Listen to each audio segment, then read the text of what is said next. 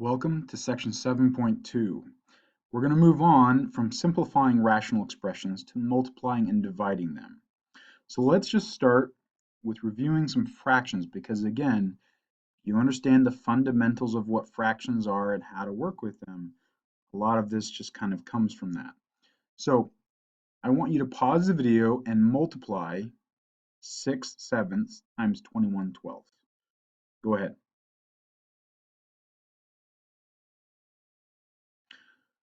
Welcome back. Hopefully, as you did this, the first thing that a lot of us can do, and we don't necessarily do this often, is you can actually factor the 21 and the 12. And the reason I did that is because remember when you multiply straight across the top and straight across the bottom. But to help me out, I'm going to see if there's anything in the top that can cancel with anything in the bottom. So this 6, it can cancel with that 6. That 7 can cancel with that 7. And if we cancel those out, all that's left is a 3 and a 2. So our answer is 3/2. So multiplying, this was one of those things that you could have multiplied 6 times 21 and 7 times 12 and then reduced. But going through this process in the middle helps it actually go a little bit faster and have fewer errors. So let's try multiplying these together. Go ahead and pause the video and again multiply 16/25 times 5. Go. All right.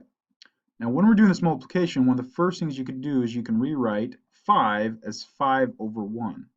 Because remember, any whole number or integer can be written as that number over 1. If I do this, now again I can factor the 25 into 5 times 5, and I can cancel this 5 on the top with one of these 5s down here, and then you say, well, what's left over? I have 16 times, well, there's really a 1 hanging out here that I just can't see. And 5 times 1, which is going to give you 16/5. All right, so now I want you to divide. So practice dividing this. Again, to review about how do you divide. Go ahead and pause the video and divide those. Welcome back.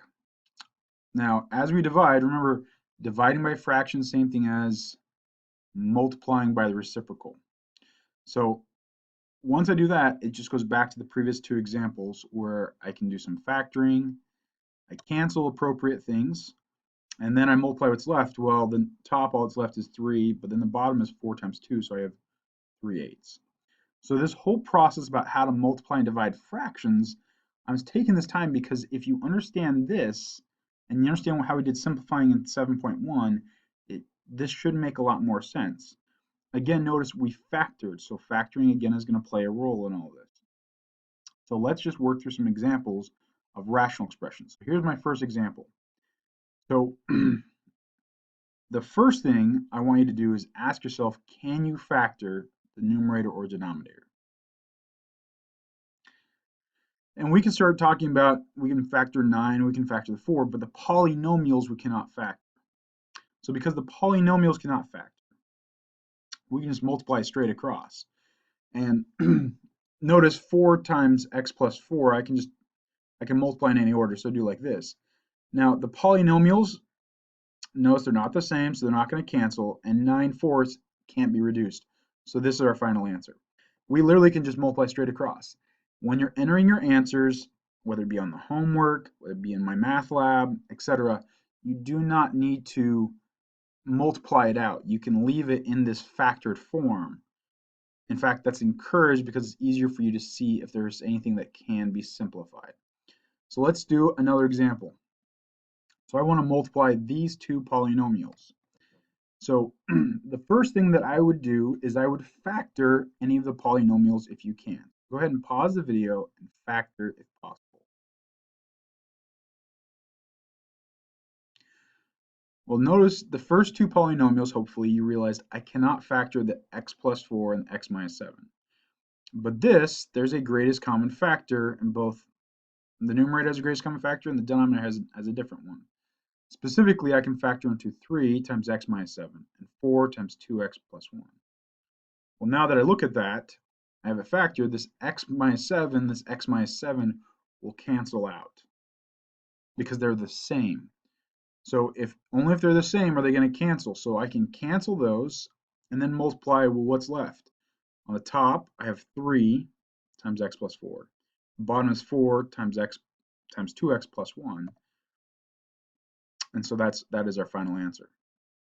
So again, factoring will help you the most. So simply factor, cancel things on the top and the bottom, and then just multiply straight across. It's just like fractions, quite honestly.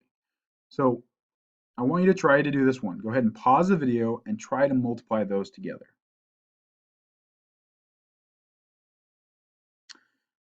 Welcome back. Hopefully you realize I can factor the second fraction, the first one. These are both cannot be factored.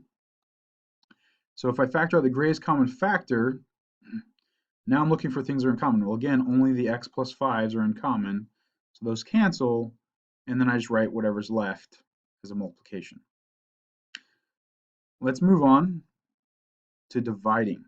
So now we've done some multiplying practice. Let's try some dividing practice. So how would you divide these? Well, as a reminder, how do you divide by a fraction?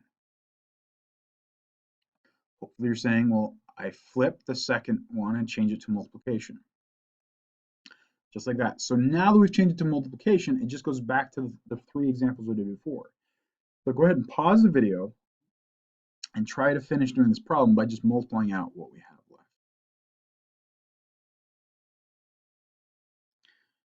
Welcome back. Hopefully the first thing you remember to do is you need a factor. So these polynomials can't be factored, but these most certainly can. And in fact, and I'm going to skip all the steps in this particular case, and I'm going to factor them into this as such. Now, you do not need to show me all your work in factoring these. I do recommend that you do the work to make sure you're doing it correctly. Otherwise, you're not going to have the practice that'll help you really get good at it, and you're going to have trouble on the exams. So with this in mind, now we're asking what's in common. Well, this x plus 2 and this x plus 2 down here are going to cancel. And I have this x plus 5 and this x plus 5. So when I cancel stuff out, notice all that's left is x plus 3 over x minus 5. So do not multiply it out and get some huge nasty polynomial that you didn't have to factor. Go ahead and just factor and cancel and then multiply. All right, here's another division problem. I want you to do this one. I want you to pause the video and I want you to try to work through this division problem. Go.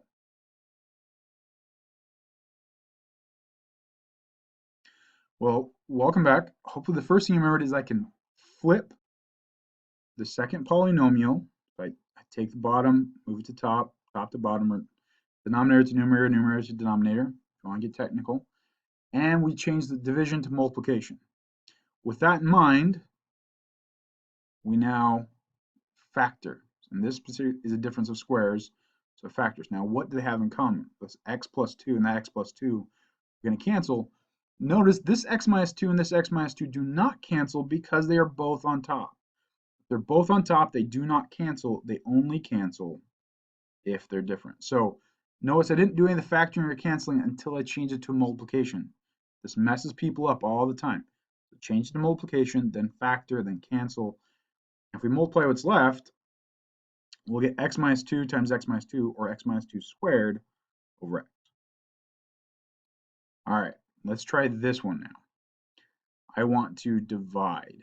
So try this, pause the video, and go ahead and try dividing that.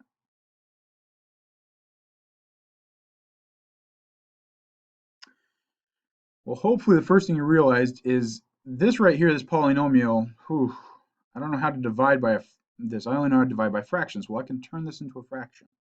Specifically, I can make it over 1.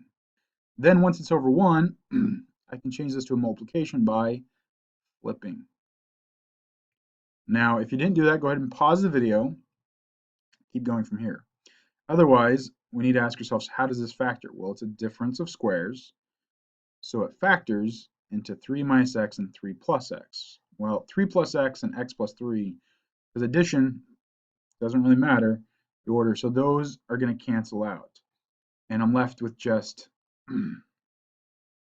1 over x minus 3 times 3 minus x. But 3 minus x, as a reminder, I can factor out a negative 1 from there and turn that into x minus 3.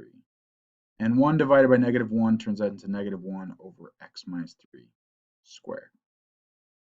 So this just, and the reason we often call this the simplified form is because this looks a lot cleaner than this over here. That's why we often refer to it as a simplified form. All right, I hope that those examples help you. Good luck with your homework. Please let me know what questions you have. And please really, if you're having struggles, I'd recommend going back and reviewing fractions and factoring. Those two F's are critical to this and understanding doing well in this chapter. Good luck.